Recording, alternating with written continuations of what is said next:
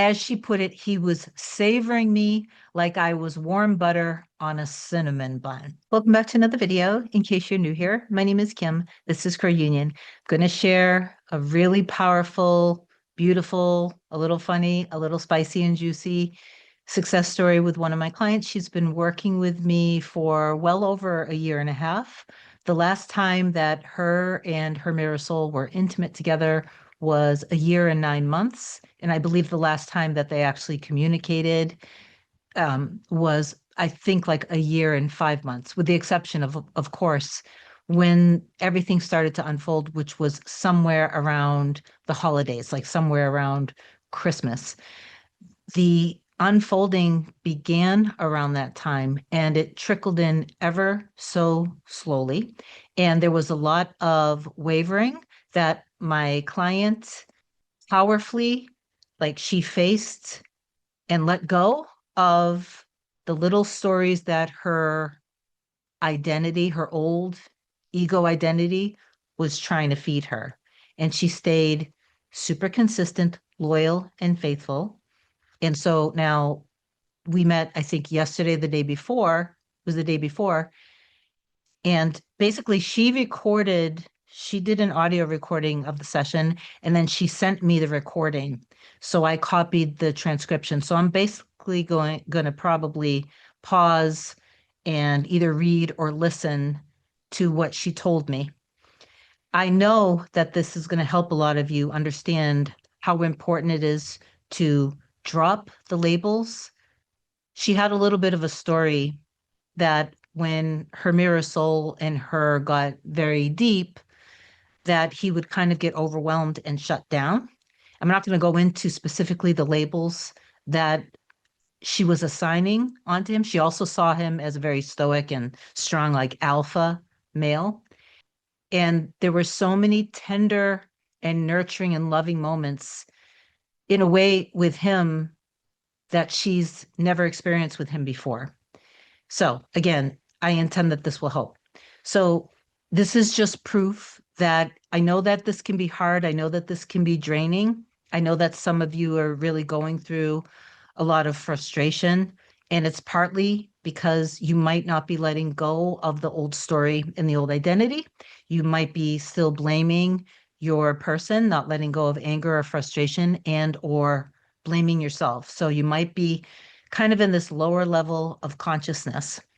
And also, you might be trying to force things instead of doing this in a really balanced, um, powerful way. My teaching and my coaching will show you how to tap into your power and love for yourself and to live your life that liberates you from your old fears, worries, and doubts. It doesn't mean that you have to be perfect. No one on this channel, me, I'm not saying you have to be perfect because you already are perfect. You are divine. You are pure unconditional love having a human experience. You are God pushed out. You are the dream and the manifestation and the creation of God. You're a masterpiece. So the little part of you who isn't accepting yourself and isn't truly loving yourself unconditionally, that's the part that with my inner work, you're lovingly and tenderly giving that little part of you love, but then allowing that energy that was active in you before you even met your person to kind of integrate in you. And then it gets to a point where you're more solid, grounded, centered, stable, and loving yourself. And then you're liberated from everything. Your person will come back, just like the story that I'm going to share with you today. If you want my help, obviously, feel free to reach out for coaching. You can send a short description to kim@coreunion.com and then go to my website, coreunion.com, and book either a single session or a package, which just saves you money. And then my scheduling assistant, Olga, will get back to you with my next available session.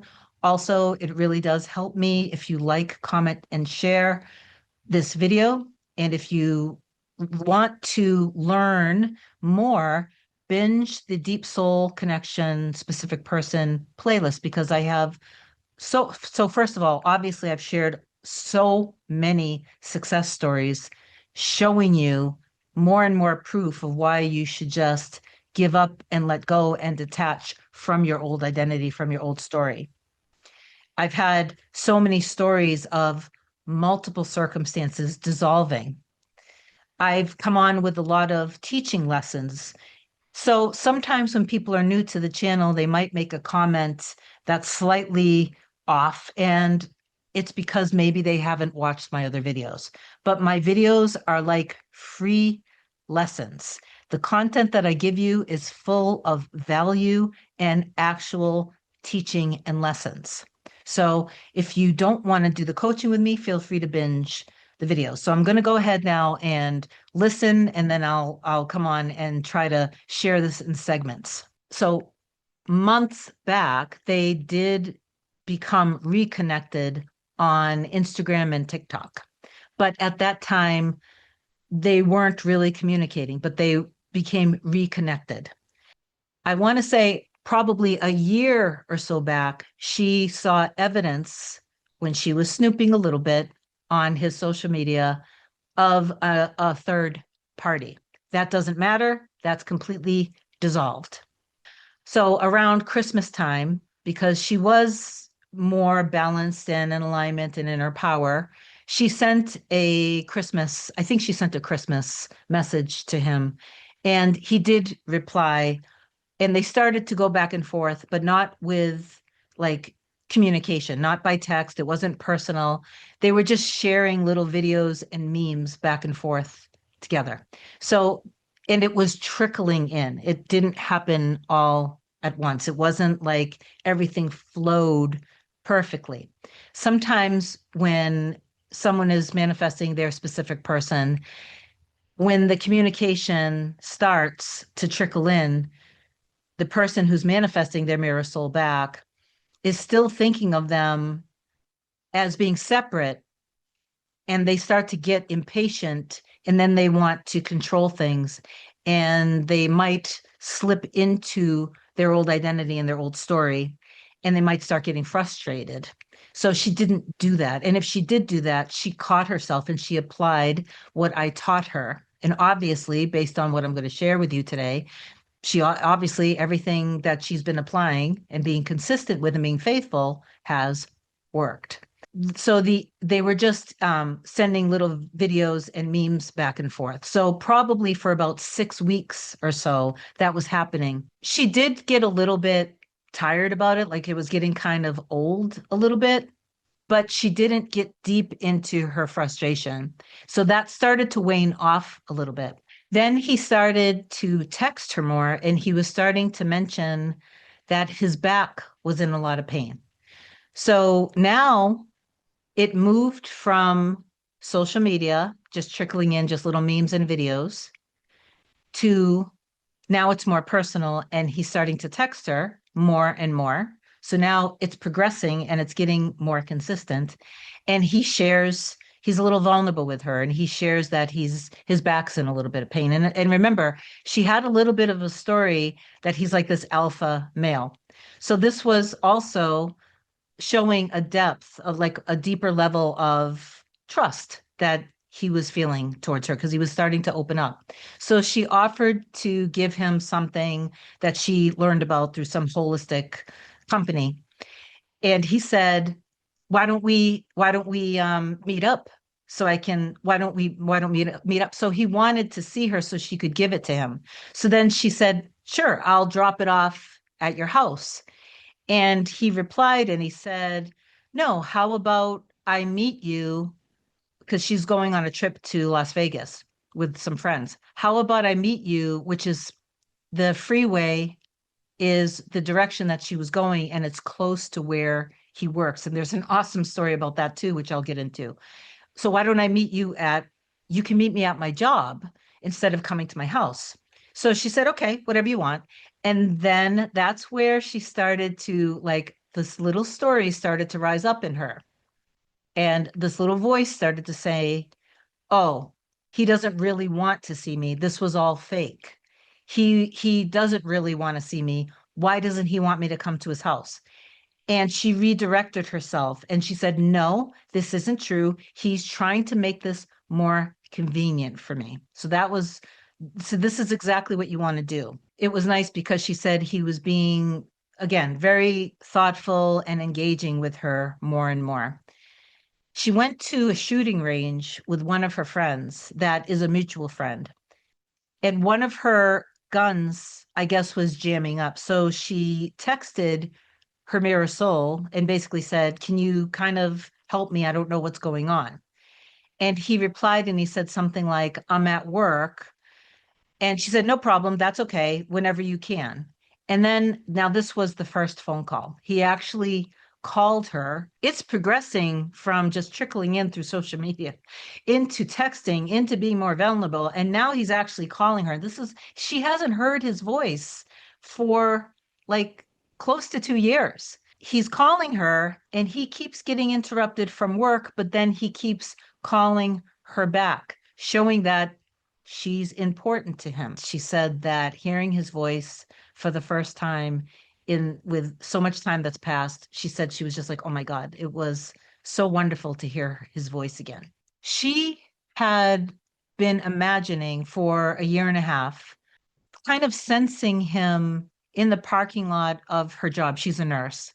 And she kept imagining them talking for hours in the car and him like imagining just sensing him kind of there watching her.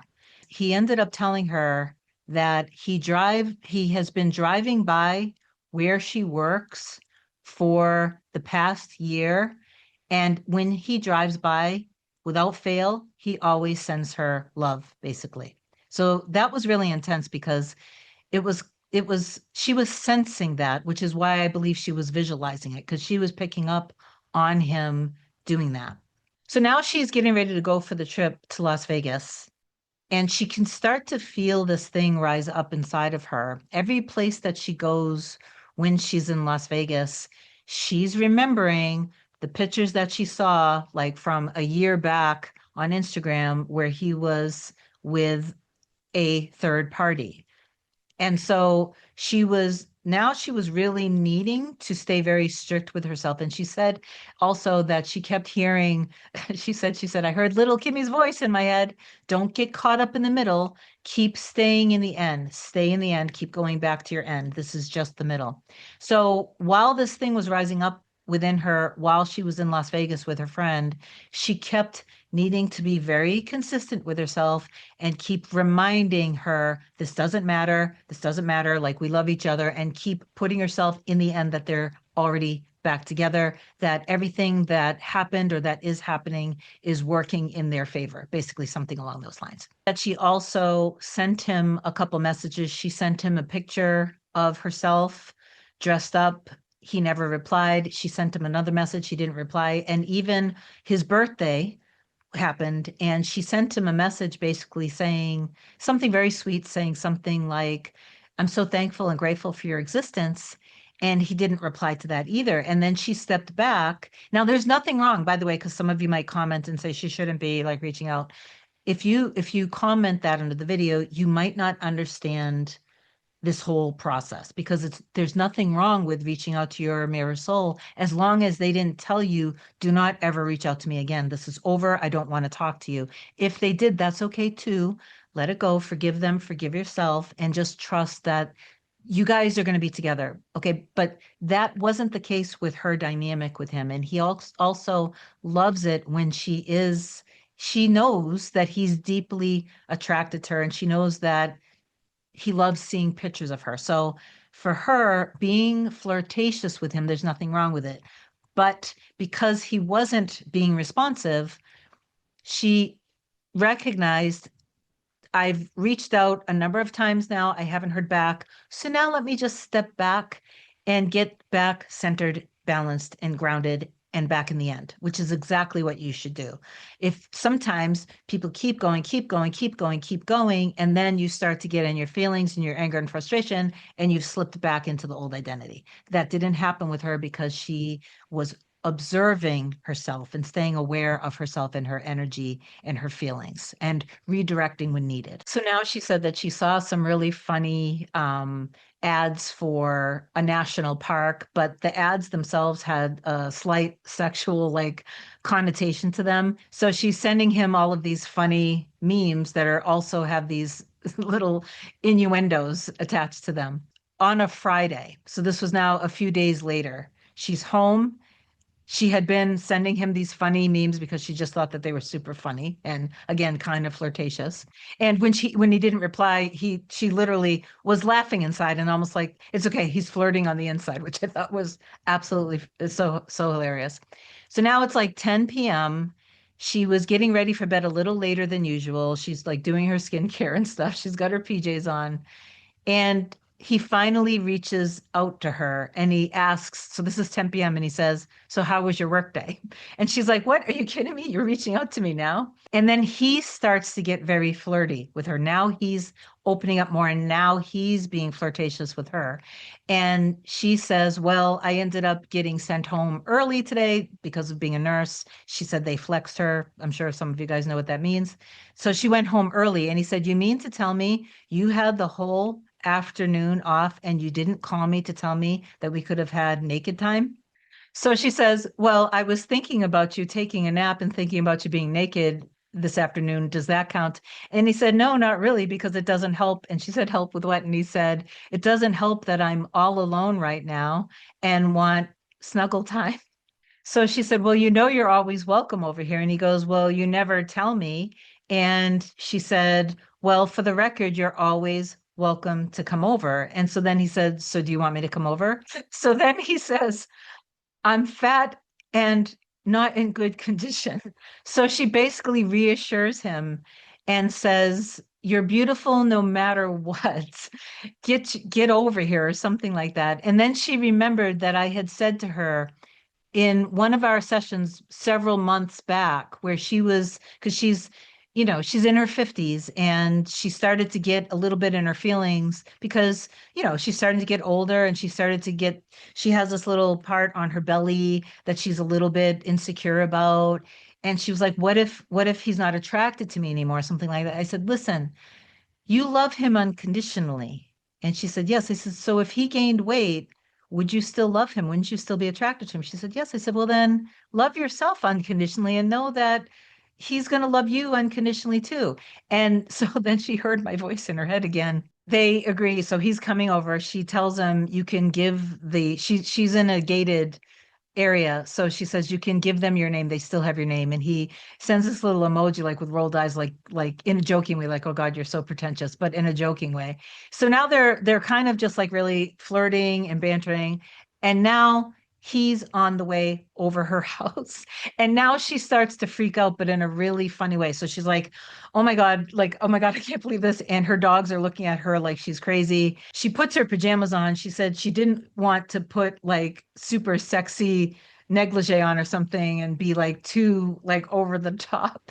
So, but she put really pretty underwear on under her pajamas, all out of nowhere while she's kind of having this freak out, but it's an exciting kind of freak out moment. He texts her that he's there. Now, she had said when he said, "I've gotten fat and I'm out of condition," she said that she's gotten a little fluffy too. When he gets there, he says, "I'm here, get your big ass down here," something like that. So when they see each other, she said it was an out of body experience because you have to remember, and I had shared this with a couple other videos too, where my clients manifested their mirror souls back. In her mind, for the past close to 2 years, the image of him from when they were together was kind of frozen in her mind because in some ways you're frozen in time and you're just consistently remembering the person how they were. But as time goes by, obviously we all age. For a moment it was like very surreal and an outer body experience, and she was like, "Wow, he looks different." He comes in and she's really nervous. They sit down on the sofa. Now I'm going to really paraphrase and not listen to the recording because of the time element. They sit down on the sofa and she says, "I'm really nervous. I'm going to get a beer." And he said, "What are you nervous about?" And she said, "Because it's you." And he said, "You don't have to be nervous. Everything is okay." And so I'm going to get a beer anyway. And he said, "But I thought you didn't even drink." And she said, "I really don't. I've had this in my fridge for a very long time. So we're going to drink it." So then she gets up. And when she gets up to walk to the kitchen, she kind of flashes the edge of her underwear a little bit. And she said, he literally gasped out loud. So then she goes in the kitchen, she gets the beer, she comes back, she sits down. So remember where I said she's a little self-conscious of her belly? He started to sensually kiss her stomach. And so this is an example of how he's being really tender and a different version of him than before. He starts, as she put it, he was savoring me like I was warm butter on a cinnamon bun. They eventually end up making love. She said he was staring, he was on top of her, staring in her eyes, like that soul gaze. And out of nowhere, she feels his hands on her face and his thumb caressing the side of her cheek. And for a second, she's like having again another out of body experience. She's like, "What's going on? Is something on my face?" And then she said, "Oh my God, he's being nurturing. He's being tender. This is something he's never, ever done before." Then they were holding each other, cuddling. Their bodies were completely melted, intertwined, melted together. She felt like they were one. So he's being more open, he's being more vulnerable, he's being more nurturing and tendering. And in the past, he never would actually sleep over the whole night. So he fell asleep. She said that she was cuddling and holding him. And when she went to put her arm around him, even though he was asleep, he like opened up his arm and then kind of held her arm. And she said that it just felt so sweet and tender. And she was so happy. And then she whispered in his ear, just naturally, "Babe, do you think you need to go home?" Because he has children. He said, "No, no, no." He said, "Don't worry. This is going to be, I don't have to leave yet," because he didn't want to leave. So eventually, when they did wake up, he asked her if she had gum. And so she gave him a piece of gum. And when he was getting ready to leave, he held her and he hugged her. He looked down at her face and she said he kissed her on her hairline, on her forehead, on her cheeks, multiple times, but he wasn't kissing her on his mouth. And at first she was like, "Whoa, wait a minute, hold on. We were just intimate. You're going to kiss me on my mouth." And she grabbed his face and she, pecked him on his lips. And then he kept kissing her everywhere but his lips. And for a moment, that little part of her rose up, like, "Why isn't he kissing me?" And then she redirected herself again and she said, "Oh, because he's afraid he has bad breath. So he's kissing me multiple times and it's very tender everywhere but on my lips." This is why I don't want you to give up on your true love, your mirror soul, to allow yourself to let go of the old story and the old identity. And you have to please, please recognize that the stories that you projected with labels onto your person are the only reasons why you experienced, because you were filtering literally everything out and your perception was seeing things in a way that wasn't actually true. This does not mean that this is your fault, but this is why it's so important to let go of that and to just trust in the version of reality where the two of you guys, your life together, you're deeply in love with each other. The love is stable, secure, harmonious. The love is equal, it's mutual. You guys are consistent with each other. You guys take care of each other. Don't allow your old identity. Your old identity is always going to feed you all of these reasons why you shouldn't be together. It's going to tell you stories that aren't, the stories are not true. So you have to redirect yourself. And one of the reasons why it might be draining for you is because, again, you might be making everything only about your mirror soul instead of seeing what was being reflected back to you and then choosing and reselecting in consciousness the version of the two of you guys and your life together. Your life, your reality is you. You have to just realize that and step into your power more. Obviously, if you need me I'm here. I love you so much. I intend that this video helped. Please receive the message down below. I trust what's in my heart and soul and know that all of my desires are done, especially the loving, healthy, secure, harmonious relationship with me and my mirror soul. I love you so much. Have an amazing day. I'll talk to you soon. Bye.